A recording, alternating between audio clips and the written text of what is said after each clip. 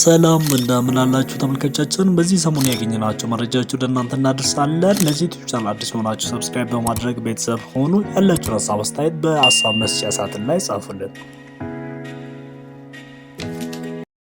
ማክዳ አሰፋ ከጋብቻ በኋላ ማክዳ ፍስሐ ጽዮን አንድ የተነሽ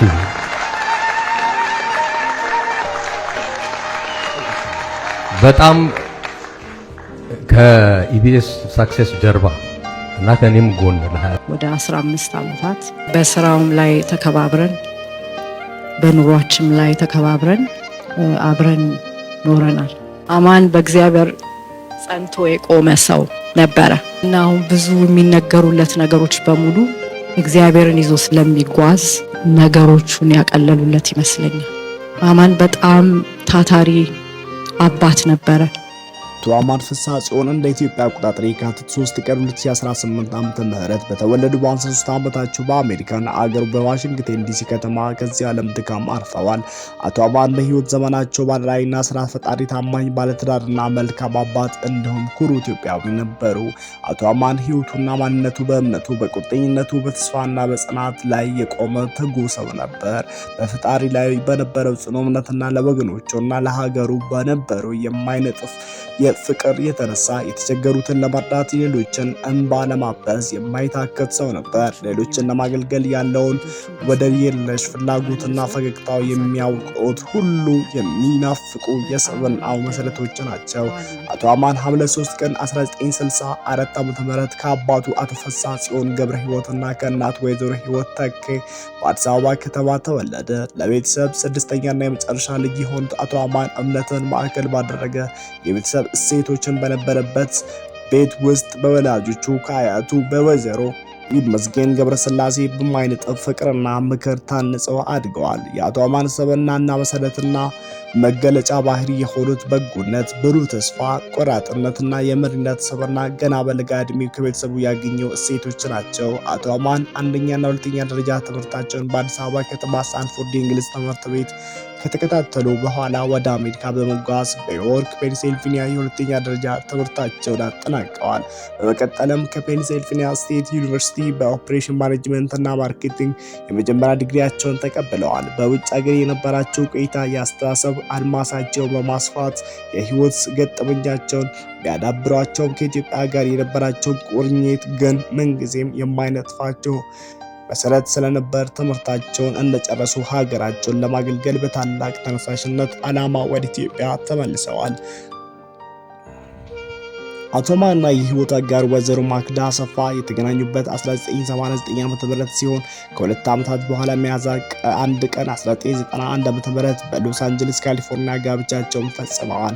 ትዳራቸውን በጥልቅ ፍቅር፣ ማደናቀፍ፣ መደጋገፍ፣ ወዴታዎችና ፈተና በማይበግረው ጽኑ ታማኝነት ላይ የተገነባ የህይወት ጥምረት ነበር። ሁለት ሆነው እንደ አንድ የኖሩበትን የትዳር ህይወት በመከባበር በፈሪሃ እግዚአብሔር እና በጋራ ህብረት በተገነባ ጥንካሬ ተውታል። በዚህም ጊዜ አማኑኤል መቅደላዊት እና ሰላም ፍስሐ ጽዮን የተባሉ 3 ልጆች ያፈሩ ሲሆን ኖቫ የተባለች የልጅ ልጅ ለማየትም በቅተዋል። አቶ አማን በህይወታቸው እጅግ መጠነ ሰፊ የሆኑ ስኬቶች ባለቤት ቢሆኑም ከሁሉም በላይ ትልቁ ኩራታቸውና ደስታቸው ቤተሰባቸው ነበር። አቶ አማን በ2000 ዓ.ም ከአጋሮቻቸው ከአቶ ሙሴ ፍስሐ ጽዮን፣ አቶ ዮሐን ፍስሐ ጽዮን እና አቶ ነብዩ ያሬድ ጋር በመሆን የኢትዮጵያ ብሮድካስቲንግ ሰርቪስ ወይም ኢቢኤስ በሲልቨር ስፕሪንግ ሜሪላንድ ተመሰረቱ። በታላቅ ራዕይ የተጀመረው ይህ ተቋም በአጭር ጊዜ ውስጥ በዓለም ዙሪያ በሚሊዮኖች የሚቆጠሩ ተመልካቾች የሚደርስና በሀገር ውስጥና በውጭ ለሚገኙ ኢትዮጵያውያን ዋነኛ የመገናኛ ድልድይ ለመሆን በቅተዋል። ኢቢኤስ አቶ አማን የፈጠራ ስራ አመራርና አድቆ ሀሳብነት የሚያንጸባርቅ በማህበረሰቡ ዘንድ ታማኝነትና ተደማጭነት ያለው ድምጽ ለመሆን በቅተዋል። ኢቢኤስ የአቶ አማን የፈጠራ ስራ አመራርና አርቆ ሀሳቢነት የሚያንጸባርቅ በማህበረሰቡ ዘንድ ታማኝነትና ተደማጭነት ያለው ድምጽ ለመሆን በቅተዋል። አቶ አማን በ2003 ዓ.ም ለብዙ ዘመናት ሲመኙት የነበረው ወደ ሀገር የመመለስ ውሳኔ ተግባራዊ በማድረግ በህይወታቸውና በሙያቸው ውስጥ አዲስ ምዕራፍ ከፍተዋል። በእሳቸው መሪነት ኢቢኤስ በኢትዮጵያ የሚዲያ እድገት ላይ ጎልቶ ሚና ተጫውተዋል። የነደፉት የራዕይና ከአጋሮቻቸው ጋር ተደምሮ በሀገሪቱ የመገናኛ ብዙሃን ኢንዱስትሪ ውስጥ ትርጉም ያለው ለውጥና ሽግግር እንዲመጣ ረድተዋል። ነፃ የመገናኛ ብዙሃን እንዲስፋፋና በቴሌቪዥን በመገናኛው ዘርፍ ለአዳዲስ ፈጣሪዎችና ለበርካታ ባለሙያዎች እድልና መድረኮች እንዲፈጠሩ ትልቅ አስተዋጽኦ አበርክተዋል። አቶ አማን በጣም በርካታ ውጤቶች ባስመዘገቡበትና መሰረታዊ የሚባል አሻራ ባሳረፉበት ጉልህ የሥራ ዘመናቸው በአሜሪካና በኢትዮጵያ ውስጥ በበርካታ ተቋማት ውስጥ በከፍተኛ አመራርነትና በቦርድ አባልነትም አገልግሎ የቲኤ ብሮድካስቲንግ ዋና ስራ አስፈጻሚ፣ የክሊር ኮሚኒኬሽን የማርኬቲንግ ምክትል ፕሬዝዳንትና በአዲስ አበባ የአቪዬሽን ኢንተርናሽናል ማኔጂንግ ዳይሬክተር በመሆን ሰርተዋል። በተጨማሪም በባህር ዳር ዩኒቨርሲቲ፣ በአዲስ አበባ የዲያስፖራ ማህበር፣ በኢትዮጵያ ብሮድካስተሮች ዘርፍ ማህበር ውስጥም በስራ አመራር ቦርድ አባልነትና በባለሙያነት የላቀ አስተዋጽኦ አበርክተዋል። ለእነዚህ አበርክቷቸውና ስኬቶችን በርካታ እውቅናቸውንና አብሮቶችን አግኝተዋል።